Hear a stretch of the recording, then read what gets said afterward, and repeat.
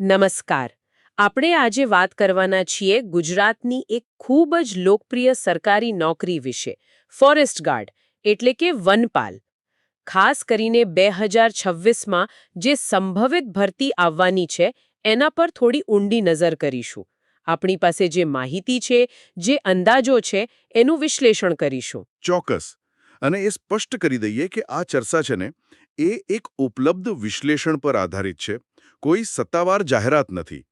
આપણો હેતુ એ છે કે સંભવિત સમય શું હોઈ શકે, કેટલી જગ્યાઓ આવી શકે, લાયકાત શું જોઈએ અને આખી પ્રક્રિયા કેવી રીતે થાય એ સમજવાનો છે. બરાબર. તો સૌથી પહેલો સવાલ જે બધાના મનમાં હશે, આ ભરતી આવશે ક્યારે? કારણ કે પેલી 2022-23 વાળી 823 જગ્યાની ભરતી તો હવે પૂરી થઈ ગઈ છે. હા, એ પ્રક્રિયા પૂરી થઈ ગઈ છે. એટલે હવે જુઓ, ફોરેસ્ટ ડિપાર્ટમેન્ટ અને પેલું આપણું જીએસએસબી એટલે કે ગૌણ સેવા પસંદગી મંડળ, એ લોકો કદાચ નવી જરૂરિયાતો અને જગ્યાઓનું રીએલોકેશન મતલબ પુનઃવિતરણ એ બધું જોતા હશે.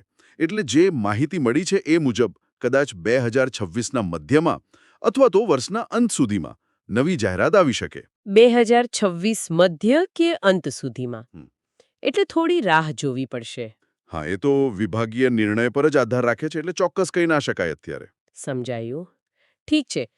તો હવે એ વાત કરીએ કે જો ભરતી આવે તો તક કેટલી મોટી હશે? મતલબ અંદાજે કેટલી જગ્યાઓ ખાલી હશે? અંદાજની વાત કરીએ તો જે વિશ્લેષણ છે એ પ્રમાણે કુલ મળીને લગભગ 600 થી 1000 જેટલી જગ્યાઓ. 600 થી 1000? હા, એટલી ખાલી હોવાનો અંદાજ છે. અને એમાં પણ ખાસ કરીને ફોરેસ્ટ ગાર્ડ માટે એટલે કે વનપાલ માટે લગભગ 700 કે એનાથી વધુ જગ્યાઓ હોઈ શકે. 700 થી વધુ હમ. વનપાલ માટે? હા, અને એવું પણ બને કે પછી પેલા વનરક્ષક કે રેન્જ ફોરેસ્ટ ઓફિસર જેવા જે ઉચ્ચ પદ છે એની જાહેરાત કદાચ અલગથી આવે. ઓકે. એટલે વનપાલ માટે 700+ જગ્યાઓ એ તો ખરેખર ઘણા ઉમેદવારો માટે બહુ મોટી તક કહેવાય. હવે માની લો કે 2026માં જાહેરાત આવી જાય, તો પછી આખી પ્રક્રિયા કેવી રીતે ચાલશે?